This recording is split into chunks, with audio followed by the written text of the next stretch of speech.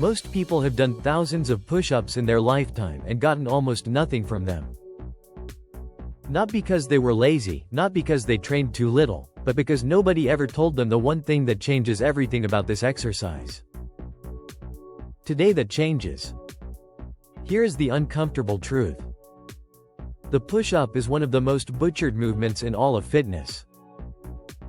Walk into any gym, any park, any military training session, and you will see the same mistakes repeated over and over again. Hips sagging toward the floor. Elbows flaring out like chicken wings. Heads drooping down. Partial reps that never reach full range of motion. And the worst part is that most people doing these things genuinely believe they are getting stronger. They are not. They are just getting better at doing push-ups wrong. And here is why that matters. When your form breaks down, your body starts recruiting the wrong muscles to compensate. Your lower back takes stress it was never designed to handle. Your shoulder joints move in ways that invite injury over time. The chest muscles you are trying to build barely fire at all. Instead, your triceps do most of the work, your front delts pick up the slack, and your core completely checks out of the movement. You end up building fatigue without building muscle. Volume without results. And after years of this pattern, most people just decide push-ups are not effective. That is the wrong conclusion. The push-up is not broken. The way you have been performing it is. So here is the solution. It is called full body tension combined with intentional muscle activation. This is a complete reprogramming of how you approach every single repetition that includes a proper lower body setup, upper body setup, elbow alignment, and proper pressing motion for range of motion. Before you begin, get into your push-up position and do a full body setup. Start from the ground up.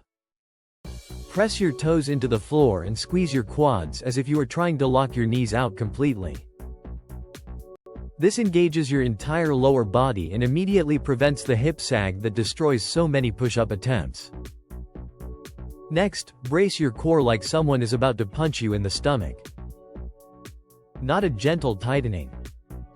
A hard, deliberate squeeze that creates a rigid midline from your shoulders to your hips. Your body should now feel like a solid plank of wood. If your lower back is still arching, squeeze your glutes harder. This posterior chain engagement tilts your pelvis into a neutral position and takes enormous stress off your lumbar spine. Now move to your upper body setup. Your hands should be positioned slightly wider than shoulder width, with fingers pointing forward or turned very slightly outward. Here is the critical detail most people miss. Before you drop into your first rep, actively push the floor away from you. Think about spreading the ground apart with your hands. This activates something called serratus anterior engagement, which keeps your shoulder blades flat against your ribcage and protects your shoulder joints throughout the movement. Without this, your scapulae wing out and your rotator cuff absorbs forces it was never designed to handle at this angle. Your elbows need to travel at roughly a 45-degree angle away from your torso as you lower down. Not straight out to the sides, not pinned straight back along your ribs, but somewhere in between.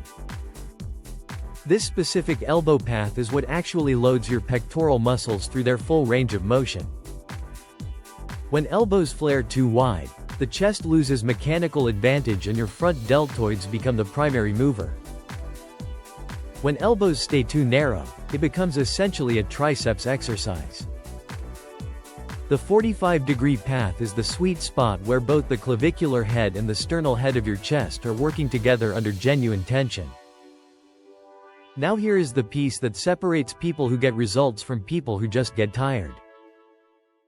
At the bottom of every single repetition, you should feel a deep stretch across your chest. Not pain, but genuine stretch. This means you are reaching full range of motion and your pecs are being loaded in their lengthened position, which research consistently shows is where the most powerful stimulus for muscle growth actually occurs. Most people never feel this because they stop 2 inches short of the bottom. Drop all the way down until your chest is 1 inch from the floor or actually touches it lightly on each representative on the way back up. Think about pushing the floor through the earth rather than pushing yourself away from it. This mental cue shifts your focus from just moving your body to actively engaging and contracting your chest and shoulders throughout the entire concentric phase. At the top of the movement, do not just lock your arms out passively. Push a little further, round your upper back very slightly, and really protract your shoulder blades forward. This final squeeze at the top creates full contraction of the pectorals and also gives the serratus anterior one more activation point, which builds the kind of chest definition most people only associate with cable flies and fancy gym machines. Do this for 3 sets. Keep your reps in a range where you can maintain every single one of these technique points from start to finish. The moment your hips start sagging, your elbows start flaring, or your range of motion starts shrinking, the set is over.